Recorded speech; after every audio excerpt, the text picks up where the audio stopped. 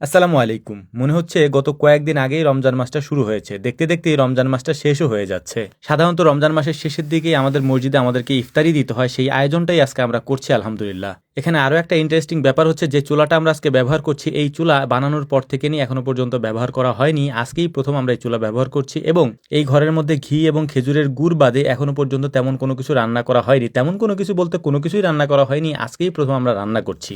আজকে যে আমরা রান্না করব তার সম্পূর্ণটাই আমরা সরিষার তেল দিয়ে রান্না করব। আপনারা জানেন যে সরিষার তেল আমরা নিজেরাই উৎপাদন করে থাকি, যেটা আমরা আপনাদেরকে দিয়ে থাকি, ওই সরিষার তেলটা দিয়ে আমরা রান্না করে থাকি। নতুন এই সিজনের সরিষা দিয়ে তেল তৈরি করে আজকে আমরা ইফতারের জন্য কি কি রান্না করছি সেটা আমি আপনাদেরকে আগে জানিয়ে দিচ্ছি, তারপর বাকি কথা আপনাদেরকে বলবো ইনশাআল্লাহ।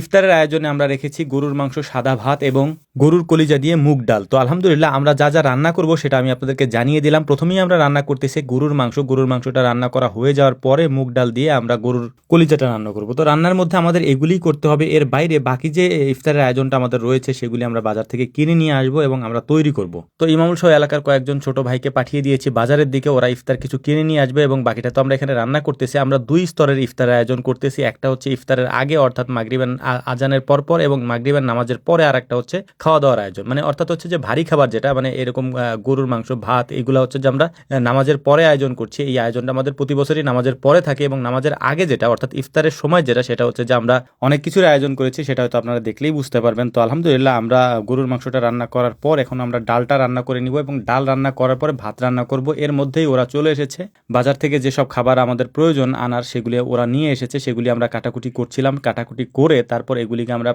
আলাদা আলাদা পাত্রে রেখে আমাদের যে রান্নার কাজটা আছে সেটা আমরা শেষ করার চেষ্টা করছি, যাতে আমরা ইফতারের আগে এগুলি নিয়ে মসজিদ পর্যন্ত পৌঁছাতে পারি। তো আলহামদুলিল্লাহ আমাদের কাটাকুটি কাজও শেষ হয়ে গিয়েছে। এখন ভাত রান্নার যে কাজটা রয়েছে সেটাও আমরা রান্না করে ফেলেছি। এখন ভাতের যে মাঠটা আছে সেটাকে আমরা আলাদা করে একটা ঝাঁকার মধ্যে ভাতগুলিকে রেখে দিয়েছি এবং মাঠটাকে আলাদা করছি। আলাদা করার পরে আমাদের সময়ও হয়ে গিয়েছে, এটাকে দ্রুত আমাদের মসজিদে নিয়ে যেতে হবে। এরই মাঝে আমাদের বাকি যে ইফতার রয়েছে সেটাও আমরা তৈরি করে ফেলেছি এবং এগুলি নিয়ে আমরা এখন চলে যাচ্ছি মসজিদের দিকে, কারণ মসজিদে এগুলিকে প্লেটে প্লেটে বাড়তে বাড়তে অনেক সময় লেগে যায়, যে কারণে আমাদেরকে একটু তাড়াহুড়া করতে হচ্ছে।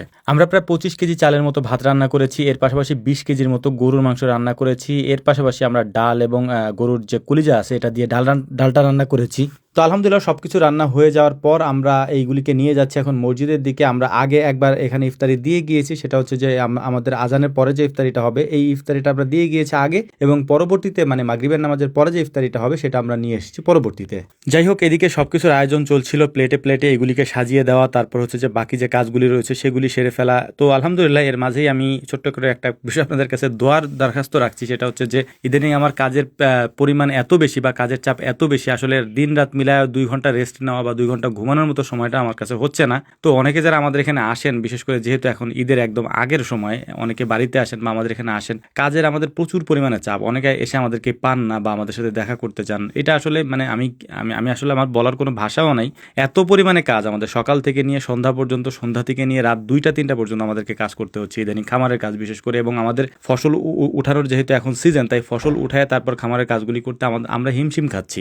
যাই হোক, এরই মাঝে আমরা অনেকগুলি কাজ হাতে নিয়েছিলাম যে রমজানের মধ্যে এই কাজগুলি আমরা শেষ করব, সেই কাজগুলি আমরা করছি। হয়তো আমি এই 2-1 দিনের মধ্যে সেই ভিডিও আপনাদের সামনে উপস্থাপন করার চেষ্টা করবো ইনশাআল্লাহ। তো এত কিছু মিলিয়ে আমাদের আসলে সময়টা একেবারেই হচ্ছে না। তো যাই হোক, আলহামদুলিল্লাহ তারপরও আল্লাহ শুকরিয়া, আল্লাহ তাআলা যদি সুস্থ রাখেন, শরীরটা যদি ভালো রাখেন, কাজগুলি শেষ করতে পারবো ইনশাআল্লাহ। তো যাই হোক, দেখতে দেখতে ইফতারের আয়োজনটা আমাদের শেষ হয়ে গিয়েছে। আমরা 2 স্তরের ইফতারের আয়োজন করেছিলাম, সেটা আমরা খুব সফলভাবে শেষ করতে পেরেছি আলহামদুলিল্লাহ। সেটা শেষ করার পর আমরা এখন বাড়ির দিকে রওনা দিচ্ছি। আমাদের জন্য দোয়া করবেন। আসসালামু আলাইকুম রহমতুল্লাহ।